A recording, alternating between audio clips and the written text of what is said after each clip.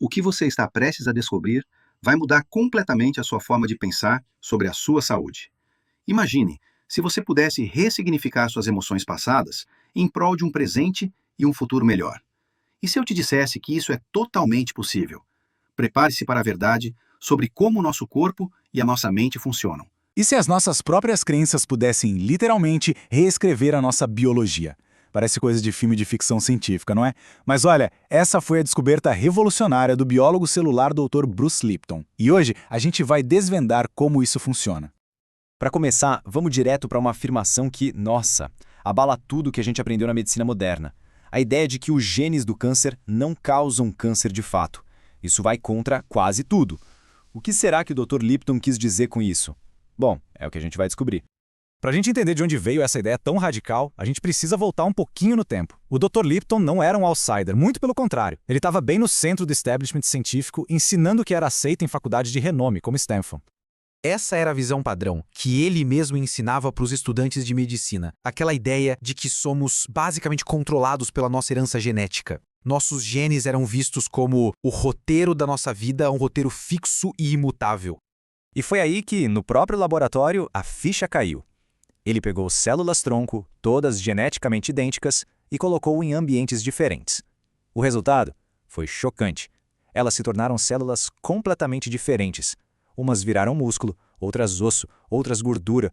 O destino da célula não estava escrito no gene. Era o ambiente que ditava as regras. Uma descoberta desse tamanho deveria ter mudado o mundo, certo? Pois é, mas a comunidade científica não viu bem assim. A reação a essa ideia radical dele não foi de aplausos, não. Foi de portas se fechando. Super empolgado com a descoberta, o Lipton voltou para a antiga universidade dele para compartilhar o que tinha encontrado. Ele preparou tudo, uma apresentação para os colegas, esperando aquele debate científico acalorado, sabe? A resposta foi um silêncio absoluto. Ninguém fez uma pergunta, ninguém nem tocou no almoço que foi servido. E aí, como se tivessem combinado, todo mundo se levantou e foi embora, deixando ele ali completamente sozinho na sala. A rejeição não podia ter sido mais clara ou mais devastadora. Anos depois, em 87, ele se viu numa entrevista de emprego em Stanford. E esse momento, como a gente vê aqui, foi um verdadeiro divisor de águas. Ele teve um dilema, fez uma escolha super ousada, que levou a um confronto direto e, acredite se quiser, a um resultado que mudou a vida dele. Ele tinha preparado 2 apresentações. Uma era o caminho seguro, a pesquisa convencional dele. A outra era a tal ciência esquisita, que batia de frente com tudo que aquela plateia de geneticistas acreditava. Ignorando todos os avisos, algo dentro dele dizia que ele precisava falar sobre aquilo. Ele escolheu a verdade dele, não a segurança. E então, ele soltou as palavras que incendiaram a sala. Essa comparação direta fez com que os cientistas ficassem vermelhos de raiva, começassem a gritar. O confronto foi tão intenso que ele se sentiu pressionado contra o quadro negro. O mais incrível foi essa paixão, essa coragem de provocar o debate que fez com que ele conseguisse o emprego.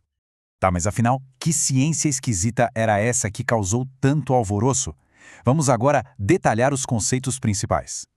Aquela ciência esquisita hoje tem nome: epigenética. Epi significa acima. É como se fosse o software que diz para o hardware, que são os genes, o que fazer. Não se mude o hardware, mas sim o programa que ele roda. E tudo isso com base nos sinais do ambiente e dos nossos próprios pensamentos. E aqui a gente vê o poder da mente em ação. Todo mundo já ouviu falar do efeito placebo, né? Quando uma crença positiva pode curar. Mas tem um lado sombrio disso, o efeito nocebo. Uma crença negativa, um pensamento de medo pode literalmente criar a doença no corpo. A mente é uma ferramenta poderosíssima, tanto para a saúde quanto para a doença.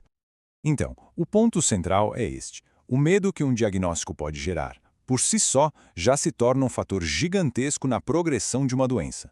Acreditar na doença pode acabar ativando os mecanismos biológicos que fazem ela se manifestar. Vamos pegar todo esse entendimento novo e aplicar em 2 áreas bem comuns da saúde: o câncer e o sistema imunológico, para ver como isso funciona na prática. Vamos pegar o famoso gene do câncer de mama, o BRCA1. A crença popular é: tem o gene, vai ter câncer.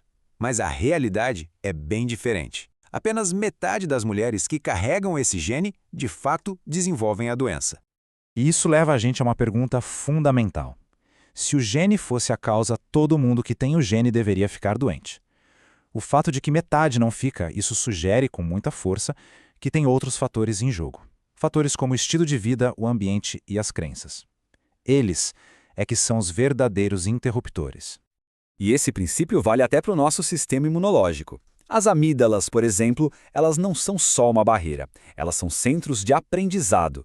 Sabe aquele instinto do bebê de colocar tudo na boca? É o sistema imunológico da natureza em ação, coletando amostras do mundo para criar uma defesa sob medida.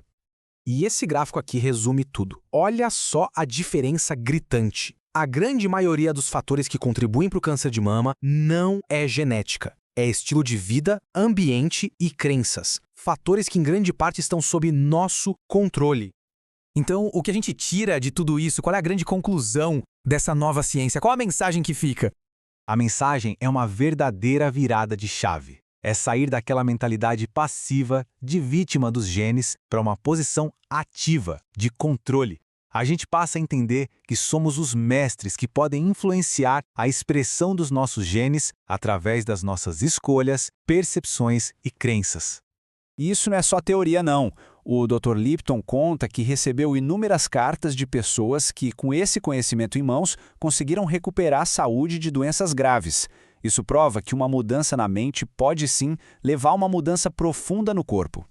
Essa é a essência da mensagem. Essa nova ciência não revela apenas como as células funcionam. Ela revela o potencial imenso que existe dentro de cada um de nós para criar saúde e bem-estar.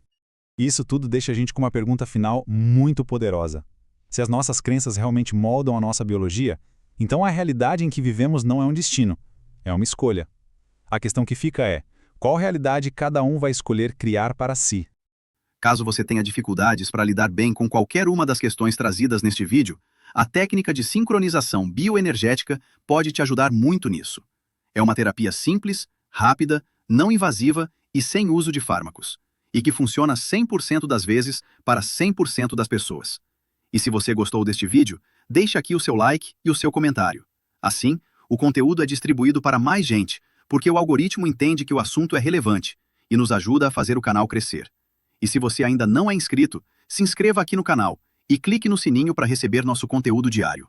Para maiores informações sobre a técnica de sincronização bioenergética, clique no link da bio ou da descrição deste vídeo. E descubra o poder desta prodigiosa terapia do futuro, agora no presente, sincronizando o que há de melhor em saúde física e mental, para você, para sua família e até mesmo para a sua empresa.